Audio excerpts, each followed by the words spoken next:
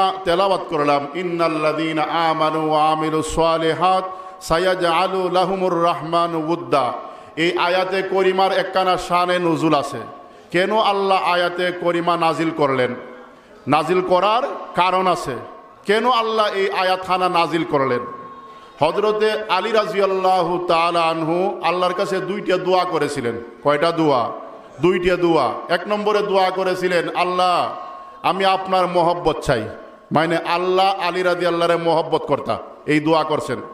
দুই নম্বর আরেকটা দোয়া করছেন, আল্লাহ দুই নম্বরে আমি মুমিন বন্দাদের মহব্বত চাই, অর্থাৎ মুমিন বন্দাদের অন্তরও আমি আলীর প্রতি মহব্বত ঢুকাইয়া দাও, মুমিন বান্দারাও যেন আমি আলীকে মহব্বত করে। কয়টা দোয়া করছেন? দুইটা দোয়া। সাহাবায়ে কেরামের আদত ছিল বেশি বেশি দোয়া করা, আল্লাহর কাছে বেশি বেশি চাওয়া, দোয়া করা। আদনার চাইতে আদনা, ছুটুর চাইতে ছুটু জিনিসেরও প্রয়োজন হলে তারা আল্লাহর কাছে চাইতেন। এমনকি হাদিস শরীফের মধ্যে এসেছে, একটা জুতার ফিতারও যদি প্রয়োজন হতো তারা আল্লাহর কাছে চাইতেন। বলেন না সুবহানাল্লাহ? বড়র চাইতে বড় জিনিসের প্রয়োজন দরকার, তারা আল্লাহর কাছে চাইতেন। কারণ আল্লাহ রাসূল সাল্লাল্লাহু আলাইহি ওয়াসাল্লাম তাদেরকে শিক্ষা দিয়েছেন, বেশি বেশি আল্লাহর কাছে চাইবা তো আল্লাহ তত বেশি, যত বেশি আল্লাহর কাছে চাইবা তার উপর তত বেশি আল্লাহ খুশি, যে চায় না আল্লাহ তার উপর নারাজ। এই জন্য সাহাবায়ে কেরাম বেশি বেশি আল্লাহর কাছে চাইতেন, আল্লাহর কাছে দোয়া করতেন। যা প্রয়োজন, বড়র চাইতে বড়, ছোটুর চাইতে ছোট, এমনকি একটা সুইয়েরও যখন প্রয়োজন হতো তারা আল্লাহর কাছে দোয়া করতেন। বলেন না সুবহানাল্লাহ? কেন? আল্লাহ রাসূল সাল্লাল্লাহু আলাইহি সাল্লামের তরিকা, নবীর সুন্নত। নবীও এমন কোনো একটা আমল নাই, এমন একটা কাজ নাই যেই কাজের আগে, যেই আমলের আগে নবীজি দোয়া করেন নাই। নবীজির জীবনী তালাশ করে দেখেন, প্রত্যেকটা আমলের আগে নবী আগে দোয়া করছেন, তারপরে আমল করছেন। যেমন নবী মসজিদও ঢুকবেন, ঢুকার আগে নবী দোয়া পরে মসজিদও ঢুকছেন নি, না দোয়া ছাড়া ঢুকছেন? কথা বলেন, কোন দোয়া পড়ছেন? আল্লাহুম্মা ইফতাহ লি আবওয়াবা রাহমাতিক, আল্লাহ আপনার রহমতের দরওয়াজা আমার জন্য খুলে দাও। এই দোয়া পরে নবী মসজিদে ঢুকছেন। কথা বলেন ঠিক কিনা? নামাজ শেষ, মসজিদ থেকে বাহির হবেন তো দোয়া পরে বাহির হইছেন। কোন দোয়া পরে? আল্লাহুম্মা ইন্নী আসআলুকা মিন ফাদলিক। কথা বলেন ঠিক কিনা? এমনভাবে নবীর জীবনী তালাশ করে দেখেন, প্রত্যেকটা আমলের আগে, প্রত্যেকটা কাজের আগে নবী দোয়া পড়ছেন। নবী বাথরুমও ঢুকবেন, ঢুকার আগে নবী দোয়া পড়ে বাথরুমও ঢুকছেন। কথা বলেন ঠিক কিনা? কোন দোয়া পড়ছেন? আল্লাহুম্মা ইন্নী আউযু বিকা মিনাল খুবুসি ওয়াল খাবাইস। এই দোয়া পড়েননি? যারা পড়েন আলহামদুলিল্লাহ, যারা পড়েন নাই নিয়ত করেন আর কোনোদিন ছাড়ব না। কেন? আল্লাহু আকবার। এই দোয়াগুলা অনেক দামি দামি দোয়া, আমরা তো আর সকলে অর্থ জানি না। এই যে আল্লাহুম্মা ইন্নী আউযু বিকা মিনাল খুবুসি ওয়াল খাবাইস, আল্লাহর কাছে দোয়া করলেন, আল্লাহ খুবুস আর খাবাইস থেকে আপনার কাছে ফানা চাই। খুবুস আর খাবাইস থেকে আপনার কাছে ফানা চাই। খুবুস আর খাবাইস কাকে বলে? এক ধরনের খারাপ জিন্নাত, ওদের থাকার স্থান হলো বাথরুম। তারা কোথায় থাকে? খারাপ জিন্নাত, খুবুস। এই খারাপ বেটা জিন্নাতকে, পুরুষ জিন্নাতকে বলা হয় খুবুস, আর খাবাইস এই বেটি জিন্নাতগুলাকে বলা হয় খাবাইস। তো এই খবিস জিন্নাতগুলার থাকার স্থান হলো বাথরুমে। একজন মানুষ যখন বাথরুমে দোয়া পড়ে ঢুকে, তখন ওই খুবুস আর খাবাইস নামক খারাপ জিন্নাতগুলা, ওই জিন্নাত আর মানুষের মধ্যে আল্লাহর পক্ষ থেকে একটা পর্দা পড়ে যায়। আর একজন মানুষ যখন দোয়া না পড়ে বাথরুমে ঢুকে, তখন খুবুস আর খাবাইস নামক জিন্নাত আর মানুষের মধ্যে আল্লাহর পক্ষ থেকে কোনো পর্দা থাকে না, আল্লাহর পক্ষ থেকে পর্দা পড়ে না। তখন ওই খুবুস আর খাবাইস নামক জিন্নাতগুলা তার পেশাবের রাস্তা দিয়ে ঢুকে আর পায়খানার রাস্তা দিয়ে বাহির হয়। ওই দিয়ে আপনার পেশাবের রাস্তা দিয়া ঢুকলো আর পায়খানার রাস্তা দিয়া বাহির হলো, এর দ্বারা আপনার অনেক ক্ষতির কারণ হয়ে যায়। কিন্তু আমরা তো সবে জানি না, সবে এগুলা পড়ি না, আমল করি না। যারা আমল করেন আলহামদুলিল্লাহ, যারা করেন নাই নিয়ত করেন আমল করব। আমল করবেন তো, নতুবা আপনার ক্ষতি হবে। এই খবিস আর খাবাইস নামক জিন্নাতগুলা পেশাবের রাস্তা দিয়ে ঢুকবে, পায়খানার রাস্তা দিয়ে বাহির হইবে, আপনার অনেক ক্ষতির কারণ হয়ে দাঁড়াবে। শুধু তাই নয়, একজন মানুষ যখন এই দোয়া পড়ে বাথরুমও ঢুকে, আর বাথরুমও যদি তার ইন্তেকাল হয়ে যায়, মৃত্যু হয়ে যায়, বাথরুমও তার ইন্তেকাল হলে, মৃত্যু হলে আল্লাহর রহমতের ফেরেশতারা তার জান কবজ করবেন, বলেন সুবহানাল্লাহ। তার মরণটা হবে ইমানের সাথে, ইমানের সাথে তার বাথরুমের ভিতরে মৃত্যু হবে। কারণ বাথরুমও অনেক মানুষের মৃত্যু হয়নি, বাথরুমও হয়নি, না হয় না। কিছুদিন আগের ঘটনা, এক মহিলা বাথরুমও ঢুকছে, বাথরুমই তার ইন্তেকাল হয়ে গেছে, পরে দরওয়াজা ভেঙ্গে বাথরুম থেকে তার লাশ বাহির করা হয়েছে। এমন ঘটনা ঘটেনি না ঘটে না? তো বাথরুমে আপনি ঢুকছেন, আপনার শরীর খারাপ হয়ে গেছে, শরীর দুর্বল হয়ে গেছে, মাথায় গুরানি শুরু করে দিছে, আপনি বুঝতেছেন আমি আর দাঁড়াতে পারবো না, আমার অবস্থা শোচনীয়। তে এই অবস্থায় বুঝতেছেন মনে হয় আমি আর বাথরুম থেকে বাহির হতে পারবো না, বাথরুমই আমার ইন্তেকাল হয়ে যেতে পারে। তো আপনার যদি বাথরুমও ইন্তেকাল হয়ে যায়, বাথরুমও তো আর কলিমা পড়া যাবে না, লা ইলাহা ইল্লাল্লাহু মুহাম্মাদুর রাসূলুল্লাহ, এই কলিমা কি বাথরুমের ভিতরে পড়া যাবে? ছোট ছোট এই মাদ্রাসার ছোট ছোট নুরানি বাচ্চাদেরকে জিজ্ঞাসা করেন, বাথরুমও 6 জিনিস নিয়ে যাওয়া ঢুকা জায়েজ না? 6 জিনিস নিয়ে যাওয়া ওই মাসলামতে না জায়েজ। 6 জিনিস কি কি? আল্লাহ তাআলার নাম, নবীগণের নাম, ফেরেশতাদের নাম, কোরআনের আয়াত, হাদিসের টুকরা, দুয়া কালাম, এগুলা নিয়ে বাথরুমে যাওয়া যায়? তো আল্লাহর নাম নিয়ে ওই যাওয়া বাথরুমের ভিতরে ঢুকা নিষেধ, নবীর নাম বাথরুম নিয়ে ঢুকাই নিষেধ। তো বাথরুমও আপনার শরীর খারাপ হয়েছে, বাথরুমও কি কলিমা পড়তে পারবেন, আল্লাহর নাম পড়তে পারবেন? যেই নাম নিয়ে ঢুকা ওই নিষেধে এই নাম পড়া যাবে? লা ইলাহা ইল্লাল্লাহু মুহাম্মাদুর রাসূলুল্লাহ পড়া যাবে? তো বাথরুমও তো পড়া যাবে না। আপনি দোয়া পড়েও ঢুকলেন না, আপনি যদি এই দোয়ায় লা ইলাহা ইল্লাল্লাহু মুহাম্মাদুর রাসূলুল্লাহ এই কলিমাও পড়া যাবে না, তো আপনার মরণটা কিভাবে হবে আল্লাহই ভালো জানেন, কথা বলেন ঠিক কিনা? আর আপনি যদি বাথরুমে ঢোকার সময় এই দোয়াটা পড়েন, আল্লাহুম্মা ইন্নী আউযু বিকা মিনাল খুবুসি ওয়াল খাবাইস, এই দোয়া পড়ে যখন আপনি বাথরুমে ঢুকবেন, বাথরুমে যদি আপনার ইন্তেকাল হয়ে যায়, মৃত্যু হয়ে যায়, আর কলিমা পড়া লাগবে না। বাথরুমে যদি আপনার মৃত্যু হয়, আপনার মরণটা হবে ঈমানের সাথে, বলেন না সুবহানাল্লাহ? আপনার মরণ হবে ঈমানের সাথে। শুধু তাই নয়, আল্লাহর রহমতের ফেরেশতারা আপনার জান কবজ করবেন। কিতাবের মধ্যে একটা ঘটনাও আছে, মাদ্রাসার এক ছাত্র বাথরুমে ঢুকছে, বাথরুমে ঢুকার পর মাদ্রাসার ছাত্র বাথরুমে তার ইন্তেকাল হয়ে গেছে, মৃত্যু হয়ে গেছে। আমার ভাইরা ভালো করে খেয়াল করে শুনেন, মাদ্রাসার ছাত্র যখন বাথরুমও ইন্তেকাল হয়ে গেছে, মৃত্যু হয়ে গেছে, এলাকার কিছু মানুষেরা সমালোচনা করে, কয় মাদ্রাসায় পড়ে আর দেখো কত খারাপ জায়গায় তার মৃত্যু হয়েছে, ইন্তেকাল হয়েছে। আমার ভাইরা, মাদ্রাসার ছাত্র মাদ্রাসায় পড়ে বাথরুমও তার মৃত্যু হয়েছে, ইন্তেকাল হয়েছে, এটাকে মাদ্রাসার ছাত্রর দোষ? মাদ্রাসার ছাত্র দোষ না। যে সমালোচনা করে তার কোরআন হাদিসের জ্ঞানের অভাব। কারণ আল্লাহ রাব্বুল আলামিন পরিষ্কার কোরআনের মধ্যে বলে দিয়েছেন 5টা জিনিস আছে, ওই 5টা বিষয় সম্পর্কে কোনো মানুষ জানে না, নবীও জানেন না। এই 5টা জিনিস কি, 5টা বিষয় কি? আল্লাহ কোরআনের মধ্যে পরিষ্কার বলে দিয়েছেন, ইন্নাল্লাহা ইনদাহু ইলমুস সাআহ ওয়া ইউনাজ্জিলুল গায়থ ওয়া ইয়ালামু মা ফিল আরহাম ওয়া মা তাদরি নাফসুম মাযা তাকসিবু গাদা ওয়া মা তাদরি নাফসুম বিআইয়ি আরদিন তামুত। 5টা বিষয় সম্পর্কে কোনো মানুষ জানে না। এর মধ্যে একটা হলো বিআইয়ি আরদিন তামুত, কার কোথায় মরণ হবে কেউ জানে না, জানেন একমাত্র কে? আল্লাহ। বিআইয়ি আরদিন তামুত, কার কোনানো মরণ হবে কেউ জানে না, একমাত্র জানেন আল্লাহ।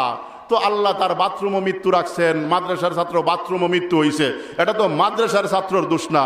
তো যারা সমালোচনা করে, কোরআন হাদিসের জ্ঞানের অভাব আছে, কথা বলেন ঠিক কিনা? আমার ভাইয়েরা, তো মাদ্রাসা ছাত্র বাথরুমে মৃত্যু হয়েছে এমনভাবে যখন সমালোচনা করে, আর মা বাবা যখন শুনলো যে আমার ছেলেটা বাথরুমে মৃত্যু হওয়ার কারণে আজকে কিছু মানুষেরা সমালোচনা করে, বলেন তো ওই মা বাবার অন্তরের মধ্যে দুঃখ ব্যথা বাড়বে না কমবে? বাড়বে না কমবে? একদিকে ছেলের ইন্তেকাল, মৃত্যু, আবার মানুষেরা সমালোচনা করে, মার অন্তর ডাবল বেতা নিয়ে মা রাত্রেবেলা ঘুমায় গেছে, স্বপ্নে যুগে ছেলের সাথে সাক্ষাৎ হয়ে গেছে, তাকায় দেখে ছেলের কবরটাকে আল্লাহ জান্নাতের বাগান বানিয়ে দিয়েছেন, বলেন আলহামদুলিল্লাহ। ছেলের কবরটাকে আল্লাহ জান্নাতের বাগান বানিয়ে দিয়েছেন। এমনই মা ছেলেটাকে জড়ায় ধরছে, বাবারে তোর বাথরুমে মৃত্যু হয়েছে, বাথরুমে ইন্তেকাল হয়েছে, কিছু মানুষ তোর সমালোচনা করে রে বাবা, তোর সমালোচনা শুনে আমি মা বড় টেনশনের মধ্যে ছিলাম, আমি মা বড় তোর জন্য পেরেশান ছিলাম। মনে হয় তুই আযাবের মধ্যে আসস, মনে হয় তোর মৃত্যুটা ভালো হয় নাই, শাস্তির মধ্যে আসস। কিন্তু না না না, এখন তো দেখতে আসি আল্লাহ তোরে মাফ করে দিছেন, কবরটারে জান্নাতের বাগান বানিয়ে দিছেন।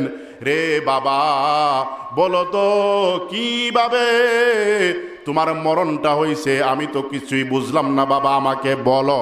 এমনই ছেলে বলতেছে, মা গো, ও মা, বাথরুমে মৃত্যু হলে কি হবে? বাথরুমে মৃত্যু হলে কি হবে গো মা?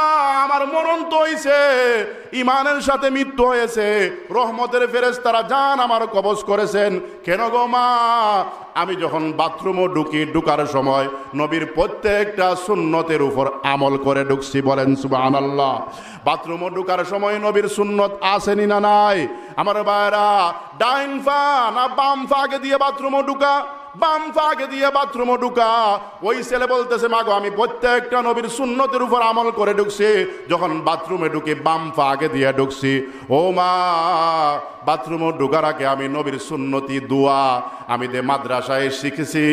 আল্লাহুম্মা ইন্নী আউযু বিকা মিনাল খুবুসি ওয়াল খাবাইস। ও মা, ওই দোয়া পরে আমি বাথরুমে ঢুকছি। ও মা, বাথরুমে ঢুকার সময় আমি খালি মাথায় বাথরুমে ঢুকি নাই, টুপি নিয়ে বাথরুমে ঢুকছি। ও মা, নবীর প্রত্যেকটা সুন্নতের উপর আমল করে আমি বাথরুমে ঢুকেছি। মাগো, আমি নবীর সুন্নতের উপর আমল করে বাথরুমে ঢুকেছি। নবীর সুন্নতের উপর আমল করে বাথরুমে ঢুকার কারণে আল্লাহর রহমতের ফেরেশতারা আমার জান কবজ করেছেন গো মা। ও মা, আমার মৃত্যুটা হয়েছে ইমানের সাথে। বলেন না সুবহানাল্লাহ। আমার মরণ হয়েছে ইমানের সাথে, রহমতের ফেরেশতারা আমার জান কবজ করেছেন। আমার আল্লাহ আমার কবরটারে জান্নাতের বাগান বানিয়ে দিছেন। আমার ভাইরা, নবীর সুন্নতের দাম আসেনি না নাই? এই জন্য নবী এমন কোনো কাজ নাই যেই কাজের আগে, যেই আমলের আগে নবী দোয়া করেন নাই। নবী প্রত্যেকটা কাজের আগে, প্রত্যেকটা আমলের আগেই নবী দোয়া করছেন। বাথরুমে ঢুকবেন তো নবী দোয়া করে বাথরুমে ঢুকছেন। আল্লাহুম্মা ইন্নী আউযু বিকা মিনাল খুবুসি ওয়াল খাবাইস। আমার ভাইরা, নবী খানা খাবেন, খানা খাওয়ার সময় নবী দোয়া করে খানা খাইছেন। কথা বলেন ঠিক কিনা? কোন দোয়া করেছেন? বিসমিল্লাহি ওয়া আলা বারাকাতিল্লাহ। খানা শেষ নবী দোয়া করছেন নি না করেন নাই? আমার ভাইরা, কোন দোয়া করেছেন? আলহামদুলিল্লাহিল্লাযী আত'আমানা ওয়া সাকানা ওয়া জাআলানা মিনাল মুসলিমিন। এই আমার ভাইয়েরা, তো নবীর জীবনী তালাশ করে দেখেন, প্রত্যেকটা কাজের আগে, প্রত্যেকটা আমলের আগে নবী দোয়া করছেন। নবী ঘুমাবেন তো দোয়া করে ঘুমাইছেন। কথা বলেন না? কোন দোয়া করছেন? আল্লাহুম্মা বিসমিকা আমুতু ওয়া আহইয়া। আমার ভাইয়েরা, অনেক সময় মানুষের কি ঘুমের ঘরে মৃত্যু হয়ে যায়, ইন্তেকাল হয়ে যায়, হয়নি? হয় না? এমন ঘটনা ঘটেনি?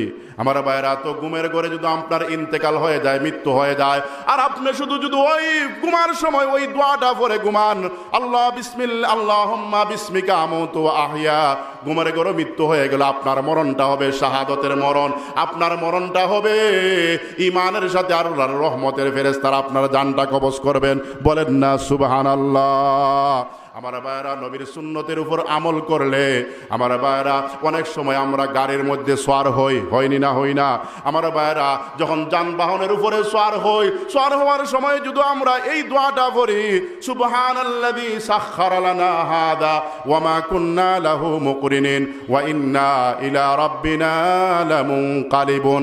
এই দোয়া পড়ে যখন আমরা গাড়ির উপরে উঠে আমরা বসে যাই, আমার ভাইরা, অ্যাক্সিডেন্টে যদি আপনার ইন্তেকাল হয়ে যায়, মৃত্যু হয়ে যায়, আর আমি যদি কলিমা নাও পড়তে পারি, এই যে নবীর সুন্নতের উপর আমল করলাম, নবীর সুন্নতের উপর আমল করার কারণে আমার মরণটা হবে শাহাদতের মরণ। বলেন না সুবহানাল্লাহ। নবীর সুন্নতের দাম আসেনি না নাই? আমার ভাইয়ের, আজকে তো আমরা নবীর সুন্নতি দোয়া বলে গেছি। কথা বলেন ঠিক কিনা? আরে ভাই, দোয়া এমন পাওয়ারফুল একটা ইবাদত, অসম্ভব জিনিস সম্ভব হয় দুয়ার দ্বারা। বলেন না সুবহানাল্লাহ। এই পৃথিবীতে কিছু জিনিস আছে অসম্ভব মানে আশা করা যায় না, অসম্ভব কিনা, এটা সম্ভব না। কিন্তু দুয়া এমন পাওয়ারফুল একটা ইবাদত, অসম্ভব জিনিস সম্ভব হয় দুয়ার দ্বারা। অসম্ভব জিনিস দিয়ে দুয়ার দ্বারা সম্ভব হয়, ওই জিনিসটা বোঝানোর জন্য ছোট্ট একটা ঘটনা আপনাদের সামনে আমি তুলে ধরছি, ভালো করে খেয়াল করে শুনবেন আমার ভাইয়েরা। হযরতে মঈনুদ্দিন চিশতি রহমতুল্লাহি আলাইহির নাম তো আপনারা সবাই শুনছেন, শুনেন নাই? বহুত বড় একজন আল্লাহর ওলি ছিলেন, যার চেহারা দেখে, নূরানি চেহারা দেখে ৮০,০০০ মানুষ কলিমা পড়ে মুসলমান হয়েছিল। মঈনুদ্দিন চিশতি রহমতুল্লাহি আলাইহি এত বড় একজন আল্লাহর ওলি ছিলেন। তো মঈনুদ্দিন চিশতি রহমতুল্লাহি আলাইহি ফিরো মুর্শিদ ছিলেন হযরতে উসমান হারুনি রহমতুল্লাহি আলাইহি। তো উসমান হারুনি রহমতুল্লাহি আলাইহি তো বহুত বড় বুজুর্গ, উনি কি পরিমাণে আমল করতেন উনার জীবনীতে দেখলাম যে উনি দিনের বেলা 1 খতম কোরআন পড়তেন, রাত্রে আরো 1 খতম কোরআন পড়তেন। বলেন সুবহানাল্লাহ, কি পরিমাণ আমল ছিল উনার। তো হযরতে উসমান হারুনি রহমতুল্লাহি আলাইহির কাছে বিভিন্ন মানুষেরা বিভিন্ন উদ্দেশ্য নিয়ে যেত। অনেক মানুষ তেল ফোড়া আনার জন্য যাইতো, অনেক মানুষ পানি ফোড়া, অনেক মানুষ দুয়ার জন্য, অনেক মানুষ মুরিদ হওয়ার জন্য, বিভিন্ন উদ্দেশ্যে উসমান হারুনি রহমতুল্লাহির কাছে মানুষ আসা যাওয়া করত। তো একটা মহিলা বিয়ে হইছে 5 বছর, 5 বছরের ভিতরে কোনো সন্তান পায় নাই। যেই মহিলার বিয়ে হইছে 5 বছর, 5 বছরের ভিতরে কোনো সন্তান পায় নাই, সন্তান না পাওয়ার যে একটা টেনশন ফেরেশানি ওই মহিলায় জানে, কথা বলেন ঠিক কিনা? তো ওই মহিলা টেনশন নিয়ে উসমান হারুনি রহমতুল্লাহির কাছে গেছেন, গিয়া বলতেছেন আল্লাহর ওলি আমার বিয়ে হইছে 5 বছর, 5 বছরের ভিতরে আমি কোনো সন্তান পাইছি না, আপনি একটু দোয়া করেন আল্লাহ যেন আমার একটা সন্তান দেন। তো উসমান হারুনি রহমতুল্লাহ উনি তো আল্লাহর ওলি, উনি আল্লাহর ধ্যানমগ্ন হইছেন, মুরাকাবায় বসে গেছেন। মুরাকাবায় বসে দেখেন ওই মহিলার ভাগ্যে কোনো সন্তান নাই, ওই মহিলার ভাগ্যে কোনো সন্তান নাই। এখানে একটা জিনিস বুঝতে হবে, যারা আল্লাহর ওলি, যারা আম্বিয়া, যারা আউলিয়া, তারার চক্ষু আপনার আমার মতন 2টা না, তারার 4টা চক্ষু। আপনার আমার মতন জাহিরি কপালের নিচে 2টা চক্ষু আছে, আর অন্তরে আরো 2টা চক্ষু আছে। এই অন্তরের চক্ষু দিয়ে আল্লাহর ওলিরা আসমানের উপর দেখেন, জমিনের নিচ দেখেন। বলেন না সুবহানাল্লাহ। আমার ভাইয়েরা, এত উপরে যাওয়ার দরকার নাই। গহরপুরি হুজুরের নাম তো আপনারা শুনছেন, নুরউদ্দিন গহরপুরি, শুনেন নাই?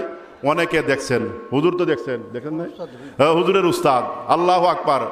তো আল্লাহু আকবার, এই গহরপুরি হুজুর বয়ান করতেন, আর যখন উনার হালত পরিবর্তন হয়ে যেত, মাঝে মধ্যে আধ্যাত্মিক জগতের কথা বলা শুরু করতেন। তো একদিন বলতেছেন যে বাংলার মানুষ লন্ডন যায়, আমেরিকা যায়, সৌদি আরব যায় রুজির জন্য, টাকার জন্য, কাজ করার জন্য।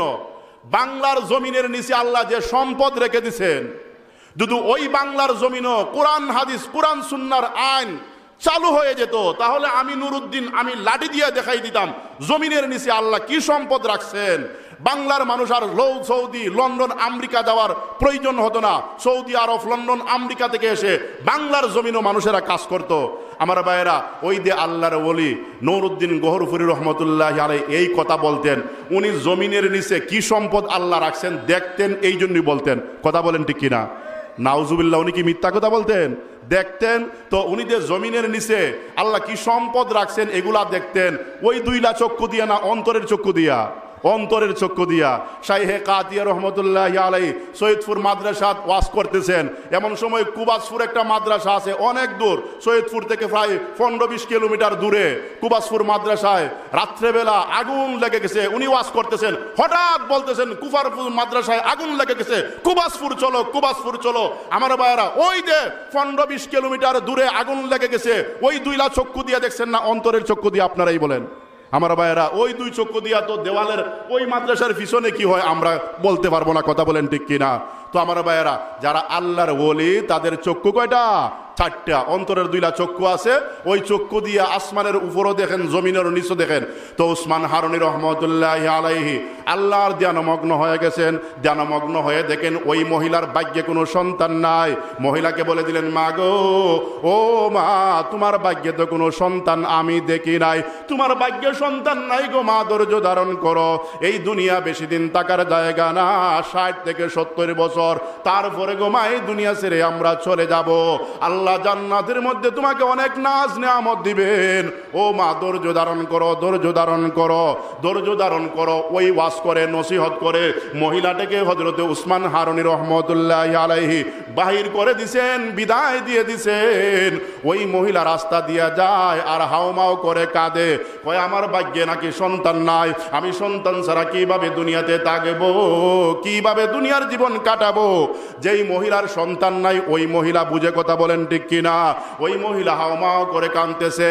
এমনি হযরতে মঈনুদ্দিন চিশতি রহমতুল্লাহি আলাইহি এসে গেছেন।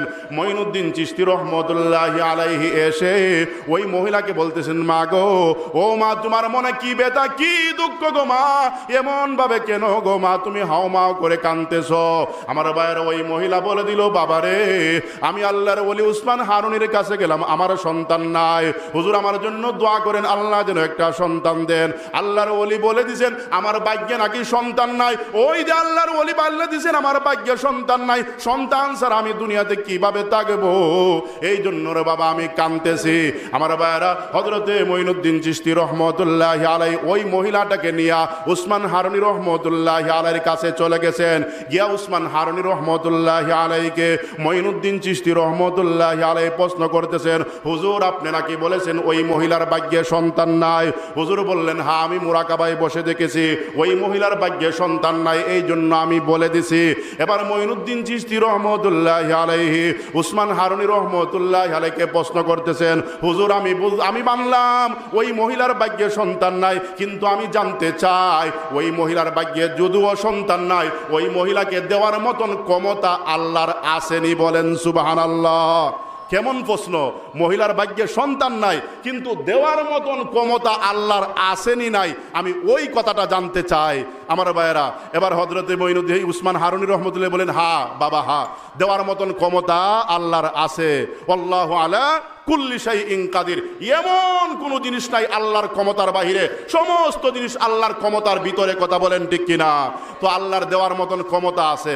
আমার ভাইয়েরা এবার মঈনুদ্দিন চিশতি রহমতুল্লাহি আলাইহি আবার প্রশ্ন করতেছেন, হুজুর আল্লাহর যদি দেওয়ার মতন ক্ষমতা থাকে, যদিও ভাগ্যের মধ্যে নাই ক্ষমতা, যেহেতু আল্লাহর দেওয়ার মতন আছে, আপনি আল্লাহর দরবারে হাত উঠান, আল্লাহ যেন ওই মহিলার ভাগ্য পরিবর্তন করে দেন, ওই মহিলার ভাগ্যে যেন আল্লাহ সন্তান দিয়ে দেন, ওই দোয়াটা করেন।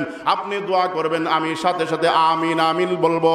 আমার ভাইয়েরা হযরত উসমান হারুনী রহমতুল্লাহি আলাইহি হাত উঠালেন, আল্লাহ মানলাম আমি ওই মহিলার ভাগ্যে সন্তান নাই, কিন্তু দেওয়ার মতন ক্ষমতা তো আপনার আছে, যেহেতু দেওয়ার মতন ক্ষমতা আপনার আছে, আল্লাহ তুমি ভাগ্যটা পরিবর্তন করে দাও, ওই মহিলার ভাগ্যে তুমি একটা সন্তান দিয়ে দাও। উনি দোয়া করেছেন, আল্লাহর ওলি হযরতে মঈনুদ্দিন চিশতি রহমতুল্লাহি আলাইহি সাথে সাথে আমিন আমিন বলেছেন। আমার ভাইয়েরা এবার মঈনুদ্দিন চিশতি রহমতুল্লাহি আলাইহি দোয়া যখন শেষ হয়ে গেল, আবার প্রশ্ন করতেছেন, হুজুর এবার মুরাকাবায় বসে দেখেন আল্লাহ ওই মহিলার ভাগ্য পরিবর্তন করে দিয়েছেন, ওই মহিলার ভাগ্যে নিয়ে আল্লাহ সন্তান দিয়ে দিয়েছেন। এবার দেখেন হযরতে উসমান হারুনী রহমতুল্লাহি আলাইহি আবার আল্লাহর ধ্যানে মগ্ন হয়ে গেলেন। আমার ভাইয়েরা এবার দেখেন আল্লাহ ওই মহিলার ভাগ্য পরিবর্তন করে ওই মহিলার ভাগ্যে সন্তান দিয়ে দিয়েছেন, বলেন সুবহানাল্লাহ।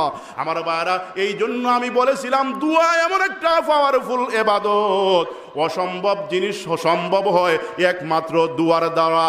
আল্লাহর রাসূল পরিষ্কার বলে দিয়েছেন, আত-তাকদীরু লা ইয়ারুদ্দু ইল্লা বিদ-দুআ, মানুষের তকদির পরিবর্তন হয় না, কিন্তু দুয়ার মতন দোয়া যদি করতে পারে আল্লাহ তকদির ভাগ্যের পরিবর্তন ঘটায় দেন, বলেন না সুবহানাল্লাহ।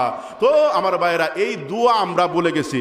আল্লাহর রাসূল সাল্লাল্লাহু আলাইহি সাল্লামের জীবনী পড়েন আমার ভাইয়েরা, এমন একটা আমল নাই, এমন একটা কাজ নাই, প্রত্যেকটা আমলের আগে প্রত্যেকটা কাজের আগে আপনার আমার নবী দোয়া করতেন, দোয়া করতেন। আমার ভাইয়েরা আল্লাহর রাসূল বলেছেন, আদ-দুআউ সিলাহুল মুমিনিন, মুমিনের হাতিয়ার হচ্ছে দোয়া, কথা বলেন ঠিক কিনা। আজকে তো আমরা এই দোয়া বলে গেছি। মুমিনের হাতিয়ার যে কাজ করে, হাতিয়ার দ্বারা যেই কাজ করা যায়, দুয়ার দ্বারা এই কাজ করা যায়, কথা বলেন ঠিক কিনা। আমার ভাইয়েরা আর একটা ছোট্ট ঘটনা মনে হয়ে গেছে, আপনাদেরও সুবিধা হইতেছে, লম্বা আলোচনা করবো না, কয়েক মিনিটের ভিতরে বয়ান শেষ। আমার ভাইয়েরা দোয়া দেখ কি জিনিস, কি জিনিস আমার ভাইয়েরা ভালো করে খেয়াল করে শুনেন। এই দোয়া আমরা ভুলে গেছি। হযরতে সুফিয়ান ইবনে উয়াইনা বহুত বড় একজন আল্লাহর ওলি ছিলেন, বুজুর্গ ছিলেন, অনেক বড় যুগ শ্রেষ্ঠ একজন আলেম ছিলেন। তার পরিবারে প্রায় 80 জন আলেম ছিলেন, বলেন সুবহানাল্লাহ। সুফিয়ান ইবনে উয়াইনা। তো একদিন ক্লাসের মধ্যে ওনার ছাত্ররা বলতেছেন, হুজুর আমাদেরকে আজকে একটা আশ্চর্য ধরনের ঘটনা শোনান। হুজুর বলতেছেন, সুফিয়ান ইবনে উয়াইনা বলতেছেন, তোমরা আশ্চর্য ধরনের ঘটনা শুনতে হয়, তো খেয়াল করে তোমরা শুনো। আমার ভাইয়েরা দেখেন কি আশ্চর্য ধরনের ঘটনা, তোমরা খেয়াল করে বাবারা শুনো। সুফিয়ান ইবনে উয়াইনা বলতেছেন, এক জমিদার, ওই জমিদারের বাড়িতে বিষাক্ত একটা সাপ থাকতো। বিভিন্ন মানুষেরা ওই সাপটাকে পাইতো, কিন্তু ওই জমিদার কোনোদিন সাপটা পায় নাই। হঠাৎ করে একদিন দেখে ঘরের সাইডে ওই সাপটা বসা। যেই মাত্র ওই জমিদার সাপটাকে দেখলো, দেখার সাথে সাথে ঘর থেকে সাপ মারার হাতিয়ার অস্ত্র নিয়ে বাহির হয়েছে। যেই সাপ অস্ত্র দেখছে জমিদারের হাতও, এমনি একটা দৌড় দিছে। দৌড়াইতে দৌড়াইতে দৌড়াইতে দৌড়াইতে বহু দূর চলে গেছে। জাতি সাপ যখন দৌড় দেয়, একজন মানুষ তার পিছনে দৌড়াইয়া ধরা সম্ভব হয় না। ওই সাপটা দৌড়াইয়া অনেক দূর চলে গেছে। আমার ভাইয়েরা, সাপটা যাইতে যাইতে অনেক দূর গিয়া দেখে একটা গাছ, ওই গাছের নিচরে একজন আল্লাহর ওলি বসা। একজন আল্লাহর ওলি বসা ইবনে হুমায়র। ইবনে হুমায়রকে দেখে সাপ চিনে নিছে, বলেন না সুবহানাল্লাহ। আল্লাহর ওলিদেরকে সাপ, বিচ্ছু, বাঘ, ভাল্লুক চিনে, কথা বলেন ঠিক কিনা? সাপ, বিচ্ছু, বাঘ, ভাল্লুক আল্লাহর ওলি চিনে, কিন্তু আজকে দুঃখ আমরা মানুষ হয়ে আল্লাহর ওলি চিনি না, কথা বলেন ঠিক কিনা? আমার ভাইয়েরা, এই যে আপনার আর গাজীনগরী সাপ ছিলেন, আল্লাহু আকবার, কত বড় আল্লাহর ওলি ছিলেন। উনি তাকতে কয়জন উনারে চিনছে? কথা বলেন। সবাই চিনছে উনি যে আল্লাহর ওলি ছিলেন। আল্লাহু আকবার। রাস্তা দিয়ে আসার সময় ওই একজনে মাদ্রাসা দেখাইলো, বলল যে হুজুর, হুজুর যখন দেই, আমি বললাম এই হুজুরের কবর আজকে জিয়ারত করবো। বলে বলুন না, ওনার কবর তো উনি হজে গেছেন, মার গেছেন। আমি ঠিক আছে, হজে উনি ঠিক আছে, ওই মক্কায় ওনার কবর, জান্নাতুল মুআল্লাত ওনার কবর, ওনার কবর ঠিক আছে, উনি মক্কায় মারা গেছেন। তো উনি বলতেছেন যে হুজুর যখন এই হজ যাওয়ার সময় অনেককে বলে গেছেন, ভাই আমি একবার এইবারেই শেষ, আর আমি বাড়িতে আসবো না, আর দেশে ফিরবো না, এটাই আমার শেষ হজ। উনি অনেকের কাছ তো এইভাবে বলে বলে বিদায় নিয়ে গেছেন। তো যারা আল্লাহর ওলি বুজুর্গ, তারা আগেই আলামতেই বুঝে নেন যে আমার হায়াত শেষ, আর বেশি বাকি নাই। তো উনি দুনিয়াতে থাকতে কয়জন উনারে চিনছে? উনি যে একজন আল্লাহর এত বড় ওলি ছিলেন, থাকতে মানুষেরা চিনে না, কথা বলেন ঠিক কিনা? তো আমার ভাইয়েরা, দুঃখের বিষয়ে মানুষ হইয়া আজকে আমরা হক্কানি আলেম চিনি না, আল্লাহর ওলি চিনি না, বুজুর্গ চিনি না, কথা বলেন ঠিক কিনা? কিন্তু একটা সাপ হয়ে আল্লাহর ওলি চিনে নিছে। ইবনে হুমায়রকে দেখেই চিনে নিছে, আরে উনি যে আল্লাহর ওলি ইবনে হুমায়র। এমনি সাপটা আল্লাহর ওলি ইবনে হুমায়রকে বলতেছেন, হুজুর, ও আল্লাহর ওলি ইবনে হুমায়র, ওই দেখেন একজন মানুষ আসতেছে, উনার হাতে অস্ত্র, উনি কিন্তু আমাকে ফেলে রাখবে না, আমাকে মেরে ফেলবে। হুজুর মেহেরবানি করে দয়া করে আমাকে আপনি বাঁচান, আমাকে বাঁচান। আল্লাহর ওলি ইবনে হুমায়র বলে দিলেন, তোমার আমি কিভাবে বাঁচাবো? ঠিক আছে, তুমি আমার পিছনে লুকায়া যাও, লুকায়া গেলে তোমার জন্য নিরাপদ, ওই লোক দেখবে না, চলে যাবে। ওই সাপ বলতেছে, হুজুর না না না, আপনার পিছনে যে স্থান, ওই স্থানটা নিরাপদ না, দেখার সম্ভাবনা আছে। ওই লোকের হাতে অস্ত্র, উনি যখন আমাকে দেখবে রাখবে না, মেরে ফেলবে। হুজুর আপনি আমাকে একটা নিরাপদের স্থানের কথা বলে দেন। এমনি আল্লাহর ওলি ইবনে হুমায়র বলে দিলেন, ঠিক আছে, ওই দেখো আমার পাঞ্জাবি, আমার পাঞ্জাবির ভিতরে তুমি ঢুকায়া যাও, পাঞ্জাবির ভিতরে ঢুকে তুমি লুকায়া যাও, ওই লোক দেখবে না, চলে যাবে, তুমিও চলে যাইবা। ওই সাপ বলতেছে, হুজুর না না না, আপনার পাঞ্জাবির ভিতরের স্থানটা নিরাপদ না, দেখার সম্ভাবনা আছে, উনি যদি আমাকে দেখতে পান রাখবে না, মেরে ফেলবে। হুজুর মেহেরবানি করে দয়া করে আপনি আমাকে একটা নিরাপদের স্থানের কথা বলে দিন, যেই স্থানে ওই লোক দেখতে পারবে না। আমার ভাইয়েরা, এমনি আল্লাহর ওলি ইবনে হুমায়র রহমতুল্লাহ আলাইহি বলে দিলেন, রে সাপ, এর চাইতে নিরাপদের স্থান আর আমার কাছে নাই, যদি থাকতো তোমাকে আমি দিতাম। এবার সাপ বলতেছে, ও আল্লাহর ওলি, আমি একটা নিরাপদের স্থান দেখতেছি, আমি যদি নিরাপদের স্থানের কথা বলে দেই, আপনি কি আমাকে দিবেন নি? ওয়াদা দেন। এমনি আল্লাহর ওলি ওয়াদা দিলেন, হ্যাঁ, এর চাইতে নিরাপদের স্থানের কথা যদি তুমি বলতে পারো, তোমাকে আমি দিব। বলো তো এর চাইতে নিরাপদের স্থান কোথায়? আমার ভাইয়েরা, এমনি সাপটা বলছে যে, ও আল্লাহর ওলি, সামান্য সময়ের জন্য তুমি যদি একটু হা করো, আর আমি যদি তোমার মুখের ভিতরে দিয়ে ঢুকে ফেটের ভিতরে চলে যাই, ফেটের ভিতরে স্থানটা নিরাপদ, ওই লোক আমাকে আর দেখবে না।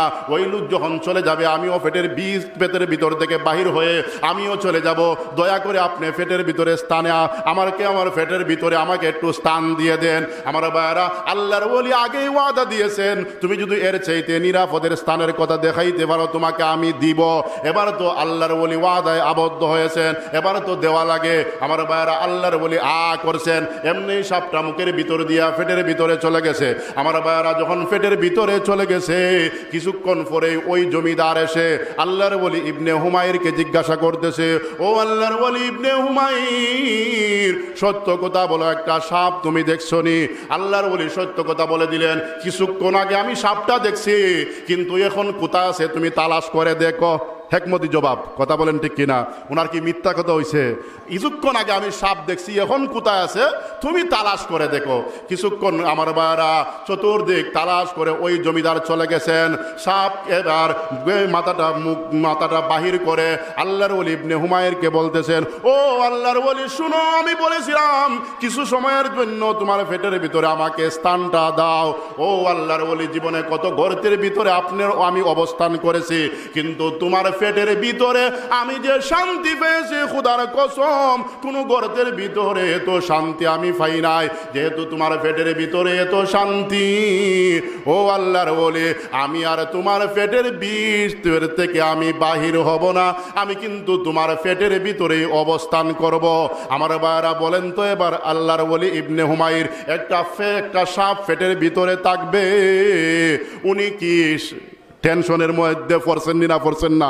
বিরাট টেনশনের মধ্যে পড়ে গেছেন যে আমার পেটের ভিতরে সাপ কয় আর বাহির হবে না, ওই সাপকে নিয়ে আমি কিভাবে এখন চলাফেরা করি। বিরাট টেনশনের মধ্যে পড়ে গেছেন আমার ভাইয়েরা, যে ওই সাপ আমি কিভাবে বাহির করি। হঠাৎ করে আল্লাহর রাসূলের হাদিস দুয়া মনে হয়ে গেছে।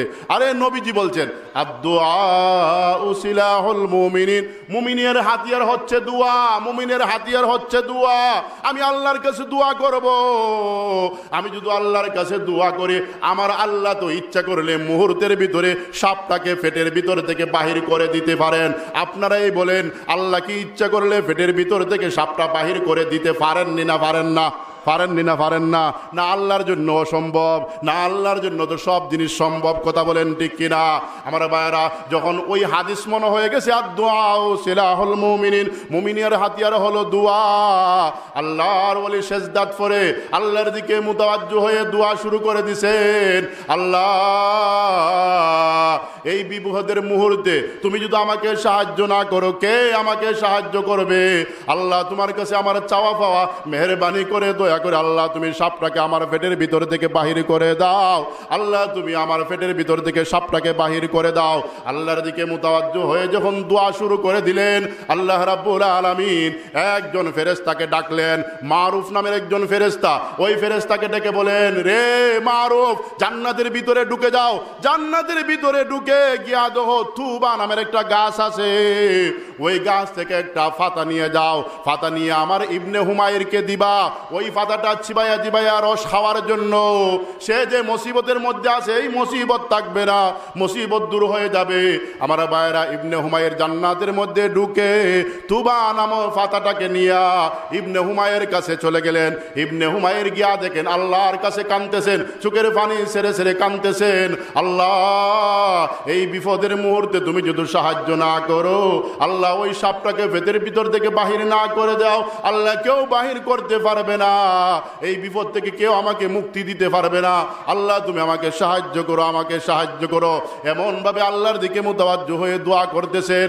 ইবনে হুমায়র নামক ফেরেশতা মানুষের সুরত ধরে, মারুফ নামের ফেরেশতা মানুষের আকৃতি ধরে, মানুষের সুরত ধরে ইবনে হুমায়রকে বলতেছেন, ও আল্লাহর ওলি, ওই নেন একটা পাতা, ওই পাতাটা মুখের ভিতরে দেন, চিবাইয়া চিবাইয়া রস খান, আপনার বিপদ থাকবে না।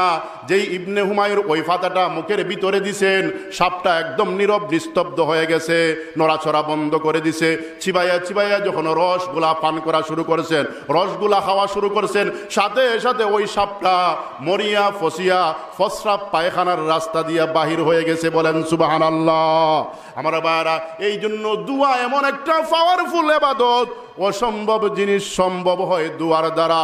আজকে আমরা ইমানদার মুমিন, আমার ভাইয়েরা এই দোয়া আমরা ভুলে গেছি, দোয়া ভুলে গেছি। আমার ভাইয়েরা সাহাবায়ে কেরামের আদত ছিল, আমল ছিল, আল্লাহর রাসূল যেমন বেশি বেশি দোয়া করতেন, সাহাবায়ে কেরামও বেশি বেশি দোয়া করতেন। যা চাওয়া পাওয়ার আল্লাহর কাছে দোয়া করতেন, আল্লাহর কাছে দোয়া করতেন। তো আমার ভাইয়েরা মনে আসেনি হযরতে আলী রাদিয়াল্লাহু তাআলা আনহু আল্লাহর কাছে দোয়া করেছিলেন? কি দোয়া করেছিলেন? আল্লাহ আমি আপনার মহব্বত চাই। আর 2 নম্বরে দোয়া করেছিলেন আল্লাহ মুমিন বান্দাদের মহব্বত চাই, আল্লাহ তুমিও আমারে মহব্বত করে দাও, আর মুমিন বান্দাদের অন্তর আমার প্রতি মহব্বত ঢুকাইয়া দাও, মুমিন বান্দারাও যেন আমি আলীকে মহব্বত করে। এই দুইটা দোয়া করেছিলেন কে? কে দোয়া করেছিলেন? হযরতে আলী রাদিয়াল্লাহু। এই 2টা দোয়া করেছিলেন। আল্লাহ রাব্বুল আলামিন আয়াত নাজিল করে জানাই দিয়েছেন, আলী রে তুমি যদি আমার মহব্বত চাও, মুমিন বান্দাদের মহব্বত চাও, তাহলে 2টা জিনিস লাগবে। 2টা জিনিস লাগবে। এই 2টা জিনিস যার মধ্যেই পাওয়া যাবে, শুধু আমি না, আর শুধু আমি না, আমিও তারে মহব্বত করব, মুমিন বান্দা মহব্বত করবে, সবাই তারে মহব্বত করবে। আমার ভাইয়েরা আলী রাদিয়াল্লাহু যে দোয়া করেছিলেন, আমার ভাইয়েরা, আর আল্লাহ আয়াত নাজিল করেছেন, এই আয়াতের উপরে যারা আমল করবে, শুধু আলীকেই আল্লাহ মহব্বত করবেন না, আমরা যারা আমল করব আমাদেরকেও আল্লাহ মহব্বত করবেন, আমাদেরকেও মহব্বত করবেন, আল্লাহ মহব্বত করবেন, মুমিন বান্দাদের অন্তর আল্লাহ মহব্বত ঢুকাই দিবেন, মুমিন বান্দারাও আমাদেরকে মহব্বত করবে। এবার আসেন আল্লাহ রাব্বুল আলামিন আয়াত নাজিল করে আলী রাদিয়াল্লাহুকে জানাই দিলেন, ইন্নাল্লাযীনা আমানু ওয়া আমিলুস সালিহাত সায়াজআলু লাহুমুর রাহমানু উদ্দা। আল্লাহ রাব্বুল আলামিন আয়াত নাজিল করে জানাই দিলেন, আলী রে তুমি যদি আমার মহব্বত চাও, মুমিন বান্দাদের মহব্বত চাও, তাহলে 2টা জিনিস তোমার মধ্যে লাগবে। 1 নম্বরে লাগবে ঈমান, 2 নম্বরে লাগবে নেক আমল। যা ঈমান আনবে, নেক আমল করবে, সায়াজআলু লাহুমুর রাহমানু উদ্দা, আমি আল্লাহ তারে মহব্বত করব এবং মুমিন বান্দাদের অন্তরও তার প্রতি মহব্বত ঢুকাইয়া দিব, মুমিন বান্দারাও তাকে মহব্বত করতে থাকবে। বলেন সুবহানাল্লাহ। আমার ভাইয়েরা, যারা ঈমান আনবে আর নেক আমল করবে, তাকে আল্লাহ মহব্বত করবেন, আর যাকে আল্লাহ মহব্বত করেন, আল্লাহ ভালোবাসেন, সবাই তারে মহব্বত করে, সবাই তারে ভালোবাসে। বলেন না সুবহানাল্লাহ। আমার ভাইয়েরা, আল্লাহ যারা মহব্বত করেন, সবাই যে তাকে মহব্বত করবে, ওই জিনিসটা বুঝানোর জন্য একটা হাদিসকে আলোচনা করতে হবে। আমার ভাইয়েরা, তখন জিনিসটা আরো পরিষ্কার হয়ে যাবে। আল্লাহর রাসূল সাল্লাল্লাহু আলাইহি ওয়াসাল্লাম পরিষ্কার বলে দিয়েছেন, আল্লাহ যখন কোনো বান্দাকে মহব্বত করেন, কোন বান্দাকে ভালোবাসেন, তখন আল্লাহ রাব্বুল আলামিন জিবরাইল আলাইহিস সালামকে ডেকে বলেন, জিবরাইল রে, আমার ওই বান্দার ঈমান সুন্দর, আমল সুন্দর, সুতরাং আমি আল্লাহ তারে মহব্বত করি, আমি আল্লাহ তারে ভালোবাসি, তুমিও তারে ভালোবাসো, তুমিও তারে মহব্বত করো।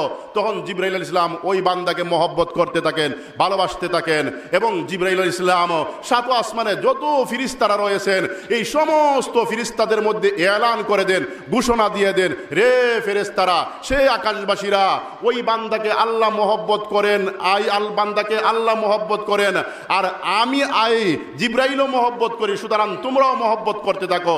তখন 7 আসমানের ফেরেশতারা ওই বান্দাকে মহব্বত করতে থাকেন, শেষ পর্যন্ত ওই মহব্বত জমিনের মধ্যে পতিত হয়ে যায়। তখন জমিনবাসীরাও, সাপ বিচ্ছু বাঘ বাল্লু, সবাই তারে মহব্বত করতে থাকে। বলেন সুবহানাল্লাহ। তার দৃষ্টান্ত আমার ভাইয়েরা, হযরতে আব্দুল্লাহ ইবনে মুবারক রহমতুল্লাহি আলাইহি বহুত বড় আলেম ছিলেন, বহুত বড় বুজুর্গ ছিলেন। যেমন ছিলেন বড় আলেম বুজুর্গ, তেমন ছিলেন একজন বড় আবেদ। কথা বলেন ঠিক কিনা? সারা রাত জাগ্রত থেকে ইবাদত করতেন। বলেন না সুবহানাল্লাহ। ঘুম আসলেই বলতেন, जागना है जागले अपला के साए तोले हशर तक सो रहेगा खाक की साए तोले न जागने में लज्जत है न रात की सोने में लज्जत जो पाता है पिछली रात की रोने में। আল্লাহর ওলি হযরত আব্দুল্লাহ ইবনে মুবারক রহমাতুল্লাহি আলাইহি সারা রাত জাগ্রত থেকে ইবাদত করতেন, ছাত্রদেরকে দর্শ দিতেন। যখন ওই ঘুম এসে যেত, নিজের চক্ষুকে সম্বোধন করে বলতেন, এরে চক্ষু, ওই আকাশের নিচে জমিনের উপর যা জাগ্রত থাকবার জাগো, মরণের পরে কিয়ামত পর্যন্ত কবর ঘুমাইবা, কেউ তোমাকে কবর জাগ্রত করবে না। বলেন না সুবহানাল্লাহ। এমন ভাবে নিজের চক্ষুকে নিজে ওয়াজ করতেন, নিজের চক্ষুকে নিজে ওয়াজ করতেন। তো সারা রাত রাত্র জাগ্রত থেকে ইবাদত বন্দি করতেন হযরতে আব্দুল্লাহ ইবনে মুবারক রাহমাতুল্লাহি আলাইহি। তো আব্দুল্লাহ ইবনে মুবারক রাহমাতুল্লাহি আলাইহি উনার কি নিয়ম ছিল, ফজরের পরে সামান্য সময় উনি ঘুমাইতেন। একদিন ফজরের পরে উনার মা গিয়া দেখেন, আরে আব্দুল্লাহ তো ঘরের ভিতরে নাই, উনি কোথায় গেল? সারা রাত্র ইবাদত করলো, ছাত্রদেরকে দর্শ দিল, ফজরের পরে ঘুমাবে কিন্তু না ঘুমাইয়া কোথায় গেল? আমার ভাইয়েরা, ছেলের জন্য মার অন্তর মহব্বত আসেনি না নাই? আমার ভাইয়েরা, মা টেনশন ফেরেশান, আমার ছেলে কই গেল? রাত্রেবেলা ঘুমাইলো না, ফজরের পরে ঘুমাবে না ঘুমাইয়া কোথায় চলে গেল? আমার ভাইয়েরা, ফজরের পরে উনি কি প্রচন্ড গরম। বর্তমানে নাকি আছে, ফ্যান আছে, এসি আছে, আরো কত কিছু আছে, কিন্তু ওই দিল কারেন্ট ছিল না, ফ্যান ছিল না, এসি ছিল না, কিছুই ছিল না। ফজরের পরে প্রচন্ড গরম, ঘরের ভিতরে গরম। উনি কি, তারা বাড়িতেই ছিল একটা বাগান, ওই বাগানও চলে গেছেন। আমার ভাইয়েরা, বাগানও গিয়া কি বাতাস বাইতেছে, আর ওই বাগানের মধ্যে উনি ঘুমায় গেছেন। আল্লাহু আকবার। এদিকে যখন মা তালাশ করে আব্দুল্লাহ ইবনে মুবারক রাহমাতুল্লাহিকে ঘরের ভিতরে না পেয়ে চলে গেছেন তালাশে, দেখি আমার ছেলে কোথায় আছে। গিয়া দেখেন বাগানের মধ্যে আব্দুল্লাহ ইবনে মুবারক রাহমাতুল্লাহি ঘুমাইতেছেন, আর একটা বিষাক্ত সাপ ফাতাযুক্ত ডাল নিয়ে মুখের মধ্যে কামড় দিয়া আব্দুল্লাহ ইবনে মুবারক রাহমাতুল্লাহিকে এমনে বাতাস দিতেছে, মশা মাছি তাড়াইতেছে। বলেন না সুবহানাল্লাহ। মা এই ঘটনা দেখে আশ্চর্য হয়ে গেছেন, কি ব্যাপার? একটা সাপ তো মানুষদেরকে দংশন করে মানুষদেরকে মেলে ফেরে, কিন্তু আমার ছেলেকে দংশন না করে ওই সাপটা এমন ভাবে বাতাস দিতেছে, মশা মাছি তাড়াই দিতেছে, কি ব্যাপার? এই দৃশ্য দেখে মা আব্দুল্লাহ ইবনে মুবারক রাহমাতুল্লাহি আলাইহিকে জাগ্রত না করে চলে আসেন আমার ভাইয়েরা বাড়িতে। যখন আব্দুল্লাহ ইবনে মুবারক রাহমাতুল্লাহি আলাইহি জাগ্রত হইয়া যখন ঘরের মধ্যে আসলেন, মা প্রশ্ন করতেছেন, বাবারে, ও বাবা, আমি একটা আশ্চর্য ধরনের ঘটনা দেখেছি, জীবনে কোনোদিন এমন ঘটনা দেখি নাই। ও মা, বলো তো কি ঘটনা দেখেছো? বাবারে, তুমি বাগানের মধ্যে ঘুমাইতেছো, আর একটা বিষাক্ত সাপ পাতাযুক্ত ডাল নিয়া তোমাকে এমন ভাবে বাতাস দিতেছে, মশা মাছিগুলা তাড়াইয়া দিতেছে। ওই সাপ তো তোমাকে দংশন করে মেরে ফেলার কথা, কিন্তু তোমাকে দংশন না করে এমন ভাবে সাপ বাতাস দিতেছে। ওই যে সাপ বাতাস দিতেছে, এর মধ্যে কি রহস্য রে বাবা, তুমি আমাকে বলো। এমনি আব্দুল্লাহ ইবনে মুবারক রাহমাতুল্লাহি আলাইহি বলে দিলেন, ও মা, এর জবাব তো আমার আল্লাহ কোরআনের মধ্যে পরিষ্কার বলে দিয়েছেন, ইন্নাল্লাযীনা আমানু ওয়া আমিলুস সালিহাত সায়াজআলু লাহুমুর রাহমানু উদ্দা। আমার আল্লাহ পরিষ্কার বলে দিয়েছেন, যারা ঈমান আনবে, ঈমানের সাথে সাথে নেক আমল করবে, ভালো আমল করবে, সায়াজআলু লাহুমুর রাহমানু উদ্দা, আল্লাহ তারে মহব্বত করবেন, আল্লাহ তারে ভালোবাসবেন। আর যেই বান্দাকে আল্লাহ মহব্বত করেন, ভালোবাসেন, দুনিয়ার সমস্ত মানুষেরা, দুনিয়ার সমস্ত মখলুকেরা ওই বান্দাকে ভালোবাসতে তাকে বলেন সুবহানাল্লাহ। ও মা, তুমি দেখছো আমাকে সাপ এমন ভাবে দংশন না করে বাতাস দিতেছে, মনে হয় আমার ঈমান আর আমার আমল আমার আল্লাহ কবুল করে নিছেন, এই জন্য সাপ আমাকে এমন ভাবে মহব্বত করতে আছে। বলেন না সুবহানাল্লাহ। তো আমার ভাইয়েরা, এমন ভাবে তো আমরাও যদি ঈমান সুন্দর হয়ে যায়, আমল সুন্দর হয়ে যায়, আল্লাহ মহব্বত করবেন, দুনিয়ার সমস্ত মানুষেরা আমাদেরকে মহব্বত করবে। কথা বলেন ঠিক কিনা? আজকে আমরা আলিম উলামারা অনেকে ভালো পাই না, এর মধ্যে কারণ কি? আমার ভাইয়েরা, আমরা তো খালি মানুষকে দোষাদোষি করি, বেঈমান কাফির নাস্তিক মুরতাদদেরকে আর অমুককে আর তমুককে দোষাদোষি করি। আজকে আমাদের আমল খারাপ হয়ে গেছে। কয়জনের ঈমান ঠিক আছে আর কয়জনের নেক আমল হয় গিয়া দেখেন। কথা বলেন ঠিক কিনা? আমাদের আকাবির, আমাদের বুজুর্গানে দিন, শাইখে কাদিয়া রাহমাতুল্লাহি আলাইহি, শাইখে গাজনীগুরু রাহমাতুল্লাহি আলাইহি, আমার ভাইয়েরা শাইখে গহরপুরি রাহমাতুল্লাহি আলাইহি, তারারে সবাই মহব্বত করতে। কথা বলেন ঠিক কিনা? আমাদেরকে কেন মানুষেরা মহব্বত করে না? আমাদেরকে কেন মানুষেরা ভালো পায় না? কেন সমালোচনা করে? আমাদের মধ্যেও সমস্যা আছে। কথা বলেন ঠিক কিনা? আমরার ঈমানের মধ্যে সমস্যা আছে, আমলের মধ্যে সমস্যা আছে। আমরার আকাবির বুজুর্গানে দিনের মতন আমাদের ঈমানি পাওয়ার বাড়ায়, আমাদের আমলগুলা তাদের মতন করে নেই, দেখবেন সবাই আমাদেরকেও মহব্বত করবে, ভালোবাসবে। কথা বলেন ঠিক কিনা? আমার ভাইরা, তো আমরা চাইনি আল্লাহর মহব্বত, চাইনি মুমিন বান্দাদের মহব্বত, চাইনি। আমার ভাইরা, যদি চাই আল্লাহর মহব্বতের বন্দা বনতে, মানুষের কাছে মহব্বতের পাত্র হতে, আমার ভাইরা, সুন্দর ঈমান লাগবে, সাথে সাথে নেক আমল লাগবে। সুন্দর ঈমান আর যদি নেক আমল করতে পারি, সবাই মহব্বত করবে, সবাই মহব্বত করবে, আল্লাহও মহব্বত করবেন। শুধু আল্লাহ মহব্বত করবেন তাই না, আল্লাহ রাব্বুল আলামিন অন্য জায়গায় পরিষ্কার বলে দিয়েছেন, মান আমিলা সালিহাম মিন যাকারিন আও উনসা ওয়া হুয়া মুমিন ফালানুহইয়ান্নাহু হায়াতান তাইয়্যিবা। আল্লাহ বলেন, যারা ঈমান আনে, নেক আমল করে, চাই মহিলা হোক চাই পুরুষ হোক, আল্লাহ বলেন হায়াতান তাইয়্যিবা, আমি আল্লাহ তার একটা সুন্দর জীবন দিব, পবিত্রময় জীবন দিব, তাকে আনন্দময় একটা জীবন দিব। বলেন সুবহানাল্লাহ। আমরা তো সবাই চাই আমার জীবনটা সুন্দর হোক, আমার জীবনটা পবিত্রময় হোক, আমার জীবনটা আনন্দময় হোক। আপনারা চান না? আমার ভাইয়েরা যদি চাই তাহলে কি লাগবে? ঈমান লাগবে, নেক আমল লাগবে। আমার ভাইয়েরা অন্য জায়গায় আল্লাহ বলেন ওয়াল্লাযীনা আমানু ওয়া আমিলুস সালিহাত উলাইকা আসহাবুল জান্নাহ, যারা ঈমান আনবে নেক আমল করবে তাদেরকে আল্লাহ জান্নাত দিবেন। বলেন না সুবহানাল্লাহ। তো আমরা জান্নাত চাইনি, আল্লাহর মহব্বতের বান্দা চাই বনতে চাইনি, আমার ভাইয়েরা দুনিয়াতে পবিত্র জীবন চাইনি। যদি চাই ঈমান লাগবে আর নেক আমল লাগবে। ঈমান আর নেক আমল যদি আমরা করতে পারি আল্লাহর মহব্বতের বান্দা বনতে পারবো। আমার ভাইয়েরা আমরা আল্লাহ পবিত্রময় জীবন দিবেন, আমার ভাইয়েরা আল্লাহ শান্তিময় জীবন, আনন্দময় জীবন দিবেন, পরকালে আল্লাহ জান্নাত দিবেন। এবার আসে ঈমান কারে কয়, আমল কারে কয়। কয়েক মিনিটে এই জিনিসগুলো আপনাদেরকে বুঝাই দিতেছি। আমার ভাইয়েরা ঈমানের অনেক আলোচনা আছে, অনেক আলোচনা করলে আপনারা অনেক আলোচনা করার টাইমও নাই, আর সব কথা বললে আপনারা স্মরণ রাখা সম্ভব হবে না। এই জন্য সংক্ষেপে একটা কথা বলে দিছি। আমার ভাইয়েরা যারা ওই কলিমা পড়বে লা ইলাহা ইল্লাল্লাহু মুহাম্মাদুর রাসূলুল্লাহ, আল্লাহ ছাড়া কোনো মাবুদ নাই, মুহাম্মদ সাল্লাল্লাহু আলাইহি সাল্লাম হলেন আল্লাহর রাসূল, এই কলিমাহান যারা জবান দিয়ে পড়বে, অন্তর দিয়ে বিশ্বাস করবে, সে একজন ঈমানদার। কথা বলেন ঠিক কিনা? সুতরাং আমরা সবাই এই কলিমা বিশ্বাস করি না, অন্তর দিয়ে বিশ্বাস করিনি আল্লাহ ছাড়া কোনো মাবুদ নাই, মুহাম্মদ সাল্লাল্লাহু আলাইহি সাল্লাম হলেন আল্লাহর রাসূল, এই কথাখান আমরা কি অন্তর দিয়ে বিশ্বাস করিনি না করি না? সুতরাং আমরা যারা যারা বিশ্বাস করি হাত উঠান তো দেখি। আমরা সবাই বিশ্বাস করি আল্লাহ ছাড়া কোনো মাবুদ নাই, মুহাম্মদ সাল্লাল্লাহু আলাইহি সাল্লাম হলেন আল্লাহর রাসূল। আমার ভাইরা এই কলিমাহান যারা আমরা জবান দ্বারা পড়েছি, অন্তর দ্বারা বিশ্বাস করেছি, আমরা ঈমানদার, এতে কোনো সন্দেহ নাই। আমার ভাইরা তো আমরা ঈমানদার। ঈমানের সাথে সাথে যদি আমরা নেক আমল করতে পারি তাহলে আমাদেরকে আল্লাহ এই সমস্ত পুরস্কারগুলা দিবেন। আল্লাহ মহব্বত করবেন, মুমিন বান্দাদের অন্তর আল্লাহ মহব্বত ঢুকাই দিবেন, পবিত্র জীবন দিবেন, পরকালে জান্নাত দিবেন, আনন্দময় জীবন দিবেন, আমার জীবনটা সুন্দর হয়ে যাবে। আমার ভাইয়েরা এবার আসেন নেক আমল কারে কয়। সংক্ষেপে বলতেছি, কয়েক মিনিটে এই নেক আমল বুঝাই দিব। আমার ভাইয়েরা কয়েক মিনিটে এই জিনিসগুলা বুঝাই দিতেছি।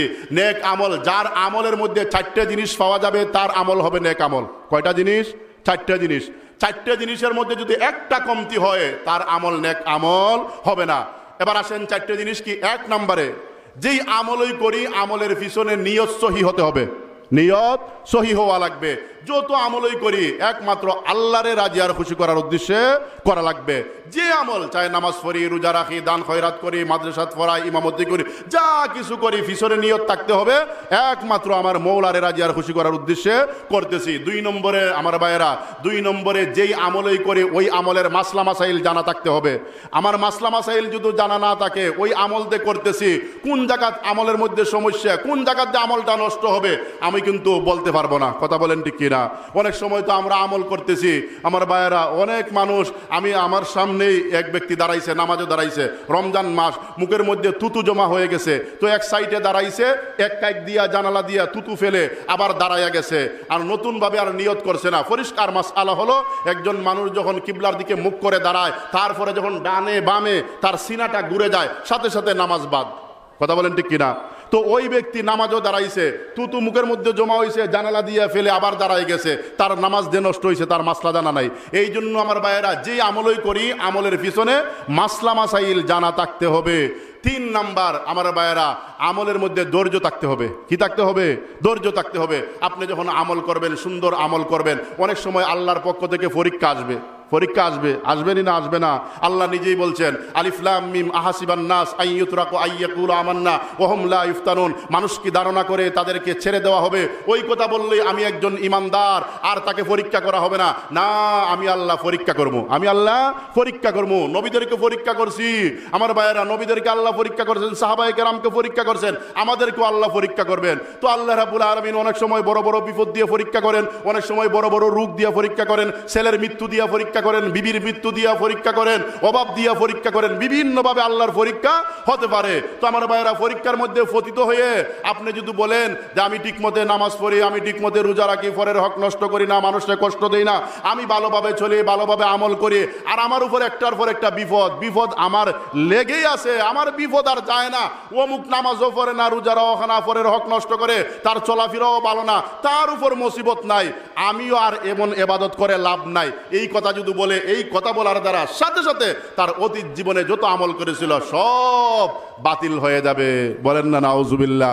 আমার ভাইয়েরা অনেক সময় মুসিবত হইরা এমন কথা বলেনি, কয় আমিও তো ভালোভাবে চলি, দেখা যায় আমার ক্ষেত্রে দান হয় না, আর অমুক দেখা যায় নাফরমানি করে পরে নষ্ট করে, তার ক্ষেতের মধ্যে খালি দান আর দান। এমন কথা আমার ভাইয়েরা আপনাদের এলাকার মানুষেরা নাও বলতে পারে, কিন্তু আমাদের এলাকায় যখন এমন হয় আমার ভাইয়েরা, যখন এই বিভিন্ন মুসিবতের মধ্যে পতিত হয় এমন কথা বলে। আমার ভাইয়েরা এমন কথা বলার দ্বারা বোঝা গেল তার মধ্যে ধৈর্য নাই। তো ধৈর্য না থাকলে কোনোদিন তার আমল নেক আমল হবে না। আমার ভাইয়েরা নেক আমলের মধ্যে 4 নম্বরে যেই জিনিসটা থাকতে হবে, এই 4 নম্বর হলো তাদিলে আরকান। প্রত্যেকটা আমল আমরা সুন্দর করে করব, প্রত্যেকটা আমল সুন্দর করে করব, ধীরে ধীরে সুন্দর মতে আমলগুলা করব। আমার ভাইয়েরা এই 4টে জিনিস যদি আপনার আমল আমার আমলের মধ্যে পাওয়া যায়, তখন আপনার আমল আমার আমল হবে নেক আমল। আর যদি নেক আমল করতে পারি, আল্লাহ রাব্বুল আলামিন আমাদেরকে মহব্বত করবেন, মুমিন বান্দাদের অন্তর আল্লাহ মহব্বত ঢুকাইয়া দিবেন, মুমিন বান্দারাও মহব্বত করব, আল্লাহ পবিত্রময় জীবন দিবেন, পরকালে আল্লাহ জান্নাত দিবেন। আমার ভাইয়েরা এগুলো আমরা পারবো তো ইনশাআল্লাহ? কয়েকটা আমলের কথা বললাম, পারবেন তো ইনশাআল্লাহ?